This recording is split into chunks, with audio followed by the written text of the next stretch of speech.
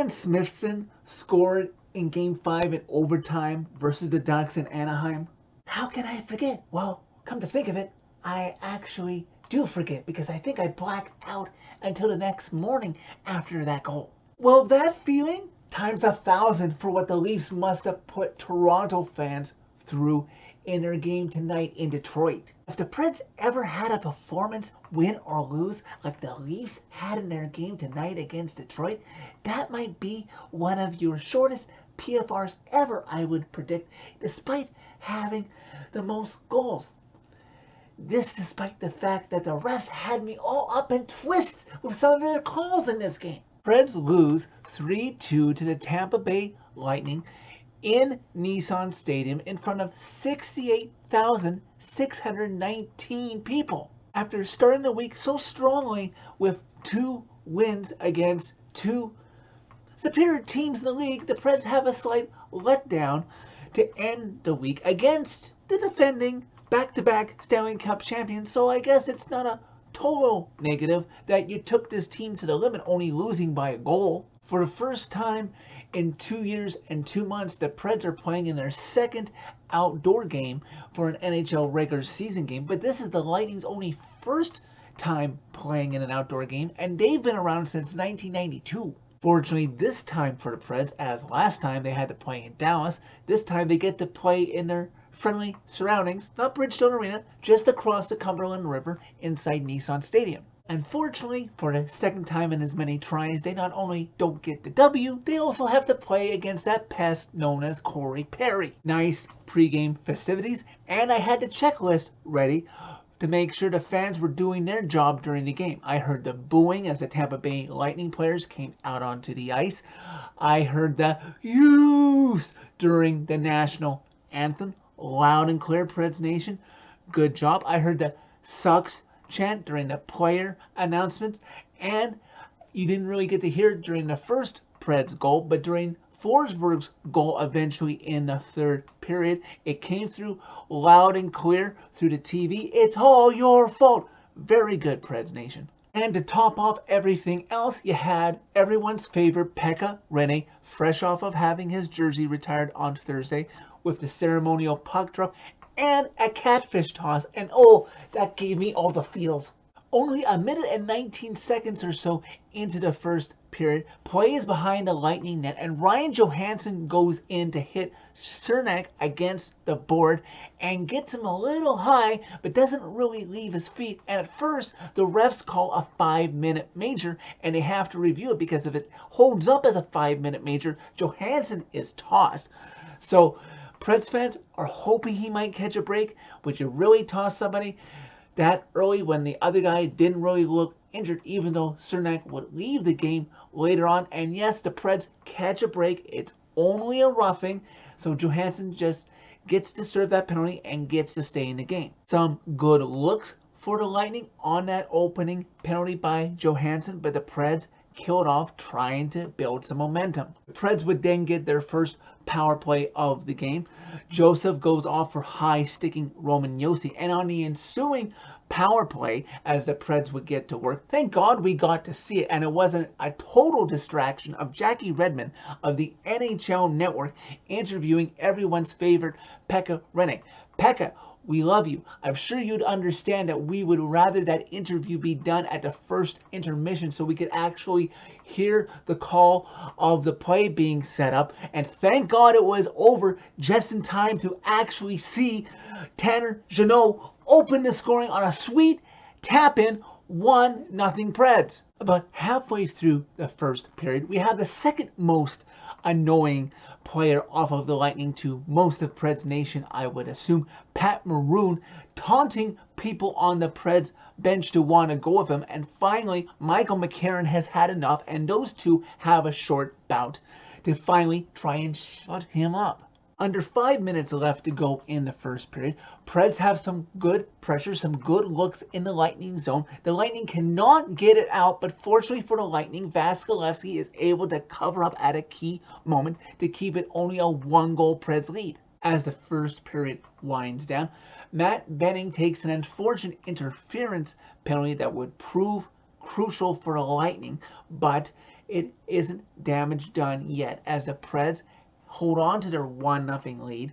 Relatively even shots on goal after the first period. Almost a minute into the first period, the Benning penalty having carried over from the first period, the Lightning come out with fresh ice, warm bodies, and are able to keep the pressure going in the Preds zone. And finally, batting it out of the air is Braden Point, tying this game at 1. About 5 minutes into the second period, you've got Bellemare of the Lightning wanting to exact some revenge for Cernak in the first period, and he asks Johansson to fight, and Johansson obliges him, and just as quickly as those two drop the gloves, the fight is over with Ryan landing on top of him. Shortly after that fight, you've got good old Tanner Jeannot, the goal scorer of this game so far for the Preds, having to stick up for his teammate Luke Cunnin after Pat Maroon wanted to taunt him for a fight. You've got Tanner reminding him, hey, pick on somebody your own size,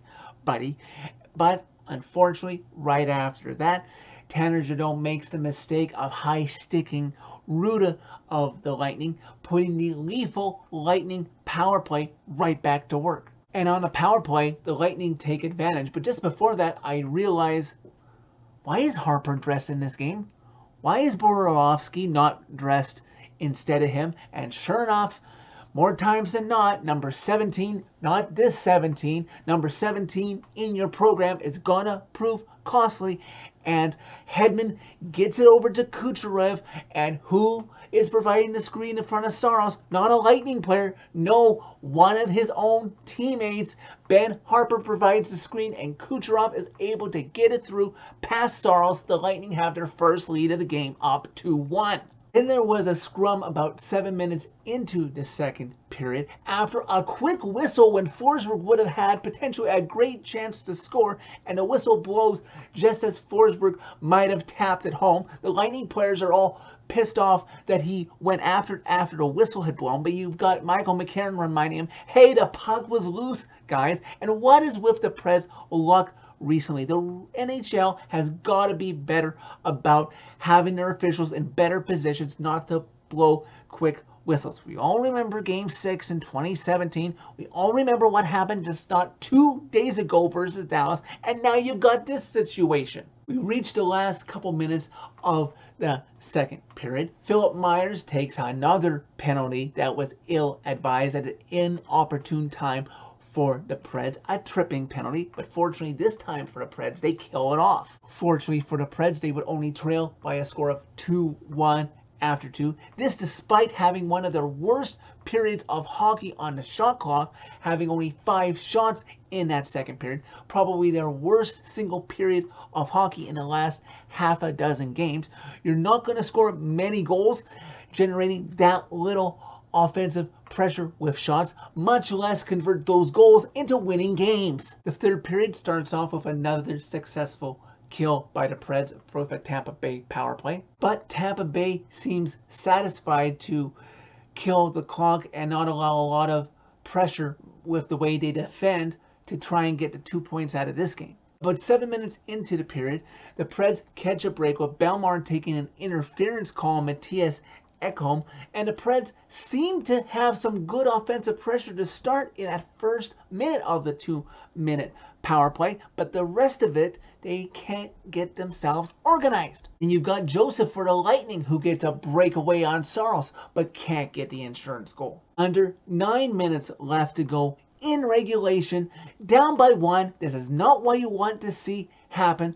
The Lightning get a fire drill going in the Preds zone as they can't get themselves organized. You've got Kaloran over to Foots, then to Stamkos, who already assisted on the 2 other Lightning goals while he wants in on the action, and he scores, beats Saros, giving the Lightning a 3-1 lead. Then under 8 minutes to go in regulation, perhaps a break for the Preds. You've got Johansson. He's got to step on Hedman. A breakaway in on Vasilevsky. And he gets taken down and penalty shot. Hello, he had a quick stride, a good stride ahead of Hedman. Nope, instead the refs call a hooking call on Hedman. And on the ensuing power play, the Preds are like fine.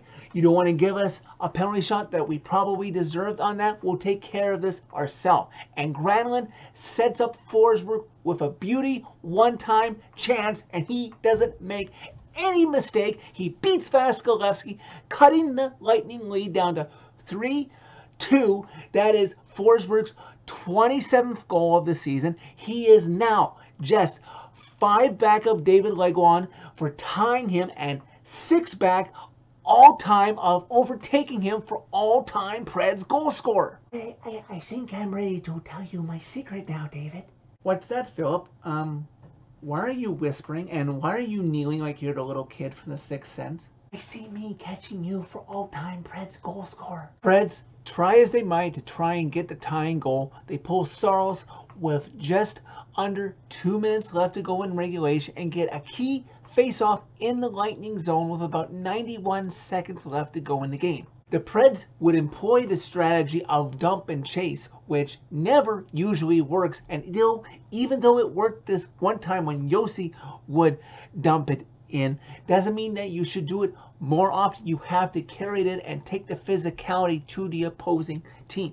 And the Preds would get one more key offensive zone face-off of about 34 seconds left. And unfortunately for me, on a Sportsnet feed, it didn't sound like it happened on a TNT feed, even though Sportsnet was picking it up. I couldn't really hear any of the audio with the last 20 seconds left in the game, but the Preds could not tie the game, and they would lose such a close game to the Lightning by a final score of 3-2. Well, unfortunately, that makes 2 outdoor games now for the Preds that they participated in, that they got a lead in after one, and they blew it, and they ultimately lost it. Good start to the week, coming back against Florida, honoring Pekka with his jersey retirement, and a W. Not so great end to this week. But I don't want to rain on the parade too much of a job well done on this event hosted by the city of Nashville. I can get back into dissecting Preds' crucial losses back on Wednesday or thereafter. Hopefully not Wednesday, since they're going to be playing bottom-feeding Seattle. But again, good job by the city of Nashville, the Preds, the Titans, and Nissan Stadium for a night that will be memorable for the most part. Perhaps the Preds can host another outdoor game or get to participate in an outdoor game against a division or regional rival, and we'll finally get a W out of it. So that's it for this video. Thank you very much for watching. As always, click like if you liked this video. Click subscribe if you really liked it. You can find my social media by clicking on the channel name. Tell all your friends about Redemption. Nashville really goes all out and knows how to host an event like this. I just wish the Preds would know how to capitalize and get the W after an event like this.